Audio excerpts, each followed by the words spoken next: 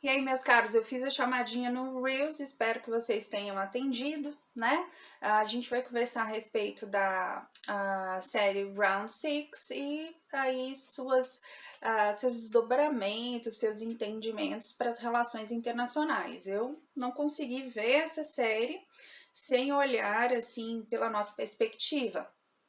E só para começar, já vou avisar, primeiro, se você não viu, não assiste esse vídeo porque vai ser spoiler atrás de spoiler, né? Aqui é só para quem assistiu e quer pensar, discutir e ver isso do ponto de vista aí das relações internacionais. Tranquilo? Então vamos lá.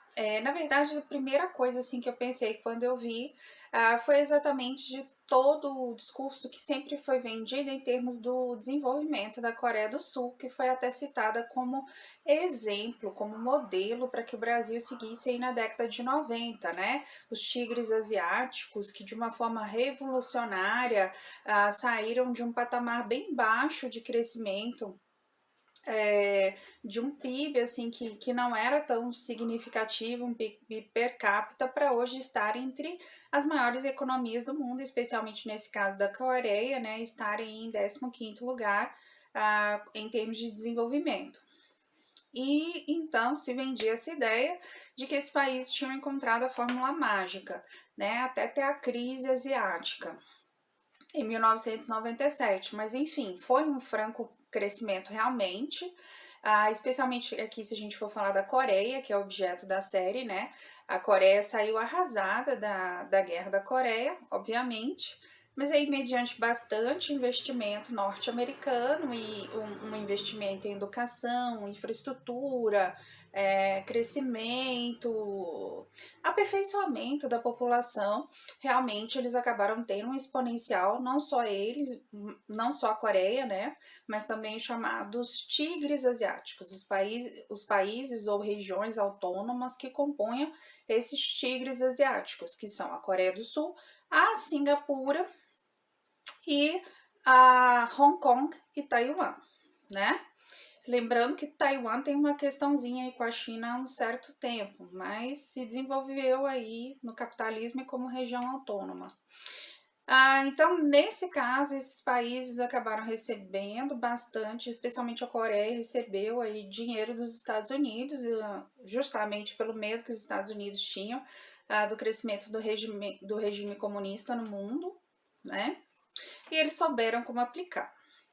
Na verdade, o que esses países tiveram em comum? Eles trabalharam com a exportação, eles trabalharam visando a exportação, então voltaram a economia exatamente para isso. Chegando o Hong Kong, Taiwan e Singapura a fazer zonas de processamento e exportação, que não foi exatamente a opção da Coreia.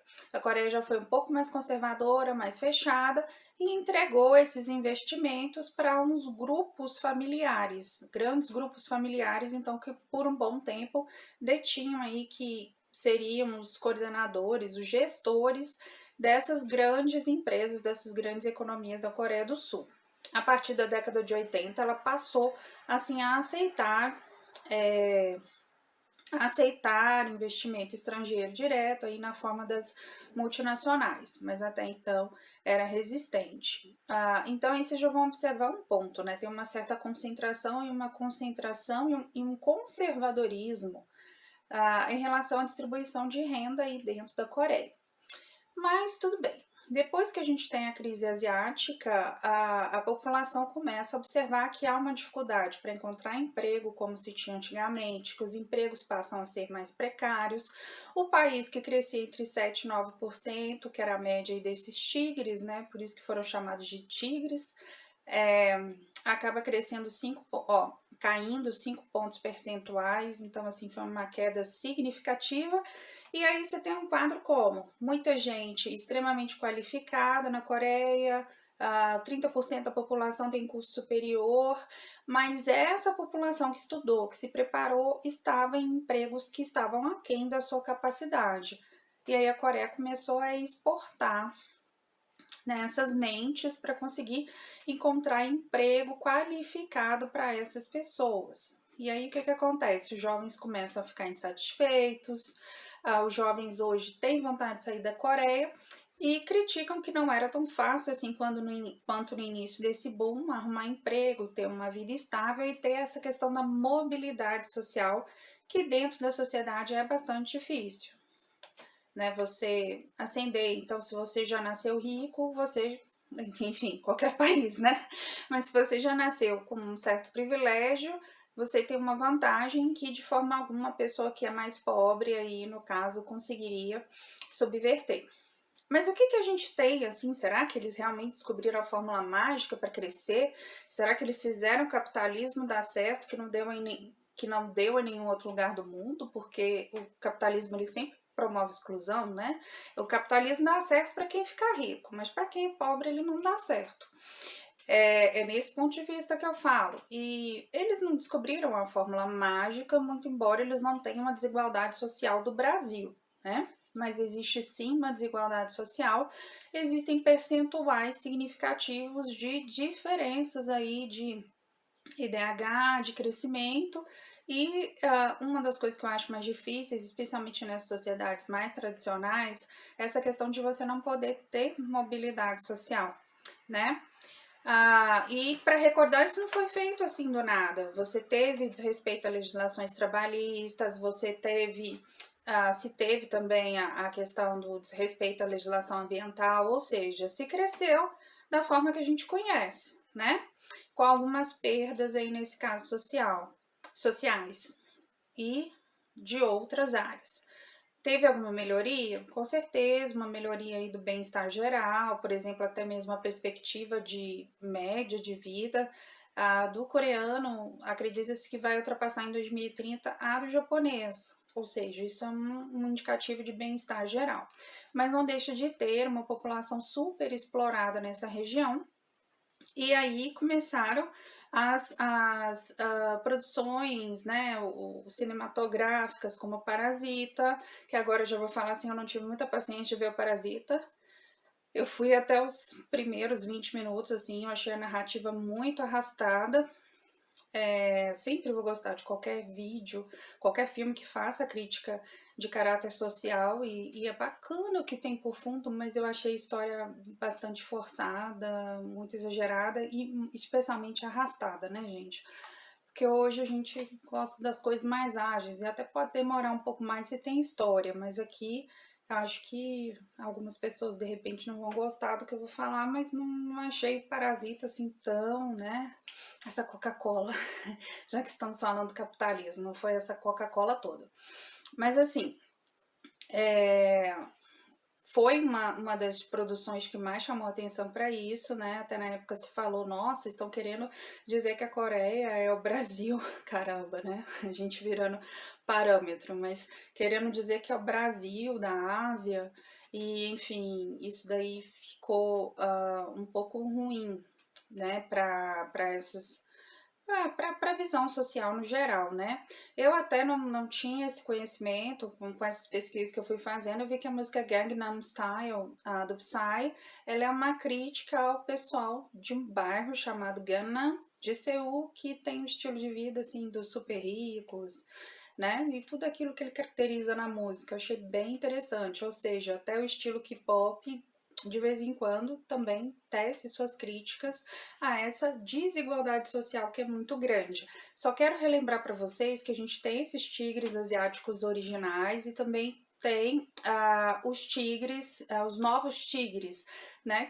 Que não são tão tigres assim. Na verdade, são países mais pobres da região que se aproveitaram meio que dessa divisão internacional do trabalho, que o Japão também percebendo ali a proximidade, acabou aproveitando e transferiu boa parte das empresas deles para os tigres e posteriormente também para os novos tigres, para quê? Para aproveitar mão de obra barata, né?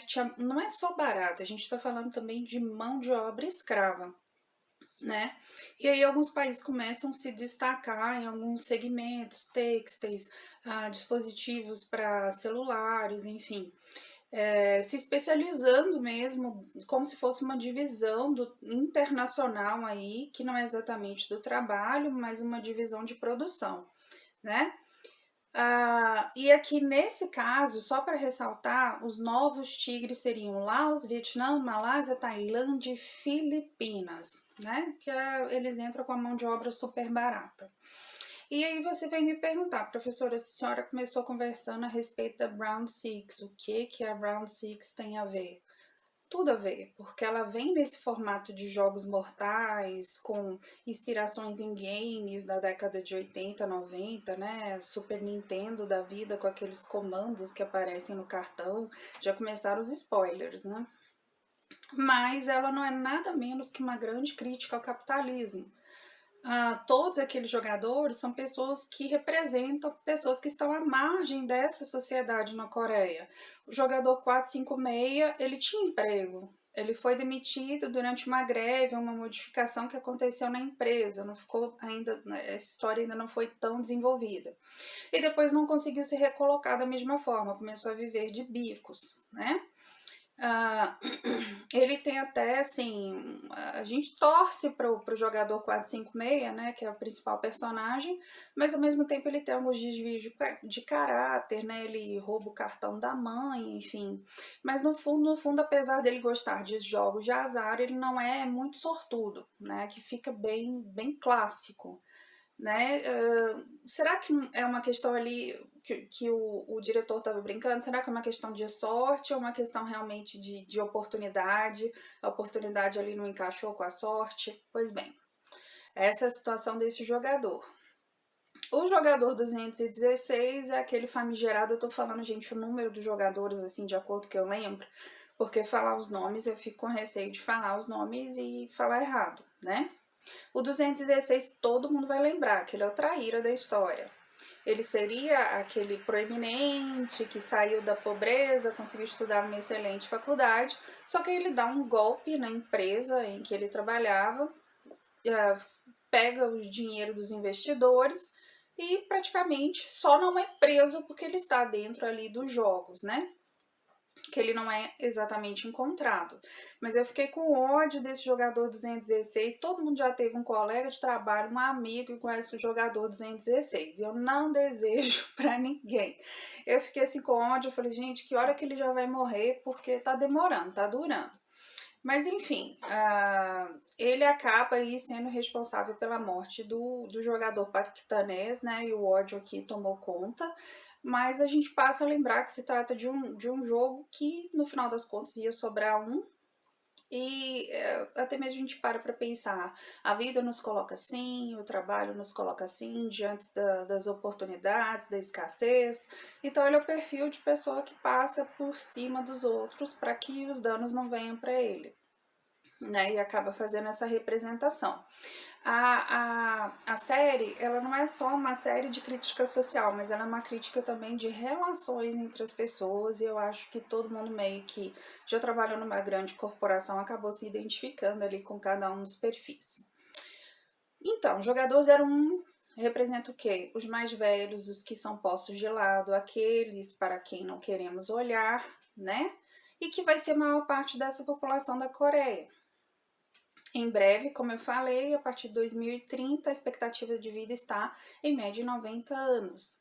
Ou seja, eles vão ter que aprender a lidar com esse envelhecimento da população e ainda tem um agravante que a população jovem que lá está não quer ficar, né?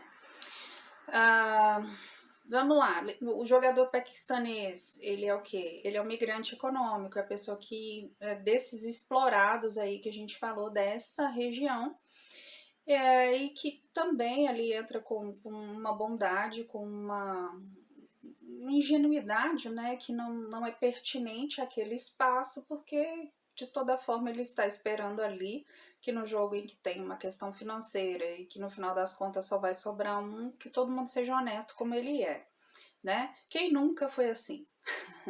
Mas a gente tem que pensar que ali foi uma questão dele não olhar o lugar em que ele estava, né? E acabou aí, como toda pessoa que dentro dessas relações ou dessas situações não consegue fazer uma leitura, né? Você faça uma leitura ingênua da realidade, acabou ficando no meio do caminho aí, graças ao jogador 216, essa peste aí, Ele teve uma redenção, gente, no final, mas eu fiquei assim, meu Deus, quando esse jogador vai? Vamos baixar o número dele logo aí, né? Ah, você tem como representação também, eu não vou lembrar o número, mas tem da mulher marginalizada, que inclusive falava demais, né? Que é aquela personagem que se envolve com o gangster. Tem a figura do gangster, que também está devendo no final das contas, que é aquele que você já sabe que é o marginal, que já está ali para ser o vilão da situação e que quer de toda forma se dar bem e passa por cima dos outros, mas pelo menos a leitura dele fica muito fácil, porque ele já mostra de cara que aquele ali é o papel dele. A gente tem uma refugiada, que é a que deixa a Coreia do Norte e que vem com um dos motivos mais nobres para conseguir aquele dinheiro, que é justamente reunir a sua família, né, nesse outro país. Então, ela é uma refugiada, mas como não encontra oportunidade, se torna uma batedora de carteira. Quem mais? O médico, é importante falar do papel do médico. O médico ali tentava ter informações privilegiadas no jogo, ajudando a fazer tráfico de órgãos, né? Alguns dos jogadores que eram eliminados, eles aproveitavam ali alguns órgãos para vender. Eu achei até interessante porque aquele mestre do jogo pune as pessoas envolvidas naquilo, porque ele fala assim, olha, esse jogo é sobre mérito, está todo mundo no mesmo barco, todo mundo igual. Meu problema aqui não é se você está vendendo órgãos, é que vocês estão quebrando a ideia base do jogo, que é essa igualdade. Aqui eles têm uma chance, lá fora eles não têm, né? Então, vem com essa crítica e essa suposta meritocracia ou essa possibilidade de mobilidade social que há uma dificuldade ali na Coreia do Sul. Mas então tá. Só quero ressaltar aqui que esse tema do tráfico de órgãos é bem interessante, porque é o segundo comércio mais lucrativo atrás do tráfico de armas, tá? Segundo a ONU, a OMS, existe um turismo para isso e exatamente afeta essa região. Então, os ricos vão para lá para conseguir encontrar órgãos e aproveita aí da pobreza da população para conseguir aí fazer essa compra. Então, imaginem bem, é o segundo mais lucrativo, tá? Depois do tráfico de armas. Foi interessante abordar isso na série. Então, acho que assim, no apanhado geral, eu falei assim dos jogadores mais interessantes, que realmente são aí relevantes para o jogo. Eu achei sensacional, não é algo para criança ver, não é para adolescente, é uma série para adulto, né? Ela está lá na Netflix, você tem que gerenciar aí, ela não é algo para alguém que é influenciável em relação àquilo. É para ver e ignorar a parte violenta, mas assim, de uma certa forma, será que a gente não se expõe todos os dias àquela violência? Será que esse ambiente capitalista, o ambiente de trabalho que a gente vive não é tão violento assim? Na verdade, se você for pensar, a geração Millennial e a Xennial, que está entre 25 e 40 anos, praticamente está entregue aí a situações de estafa, burnout, por conta de péssimas circunstâncias de trabalho, tanto em termos relacionais quanto em termos financeiros. Então, aquela violência ali a gente vive cotidianamente, só que ela é velada, não vai no batatinha frita 1, 2, 3, mas entra no colega 216, naquele chefe que não te dá mobilidade, enfim. Nós vendemos a nossa força de trabalho dentro do capitalismo e acaba que quando a circunstância social não é muito favorável para que você possa escolher, se submete ao que é necessário. E aí fica isso traduzido na série, que é muito boa, eu acabei devorando assim rapidamente, assisti rapidamente. Só para ter um destaque aí das personagens, digamos, que coordenam, que fazem parte desse jogo, tudo fazendo referência, né, aos anos 90, aos games, aqueles também, o Jaspion, né, Jaspion já falei a idade aí, né, mas aquele mestre do jogo com aquela máscara parece isso, né, a figura dos VIPs, que seriam os ricos que estariam se divertindo aí com o martírio dos pobres. E, gente, não é assim, né? não vamos falar da realidade tal como ela é.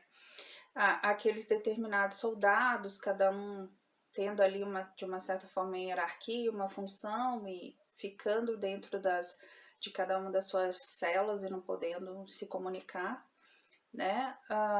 Acaba que aquilo ali é uma síntese do capitalismo, até aquele próprio caminhar para chegar no lugar das provas fica muito parecido com a entrada antiga das fábricas, né, que os funcionários faziam. Muito bem feito, eu espero que a segunda temporada não seja um arrastar ou uma invenção de história, assim como boas séries acabam caindo, como Casa de Papel acabou caindo um pouco também. E sempre seguindo e olhando aquilo para associar com a área que a gente trabalha, porque afinal de contas é uma forma também de ajudar a guardar informação, que a partir de agora eu acredito quando você assistir vai sempre lembrar da condição aí dos tigres asiáticos. Até a próxima!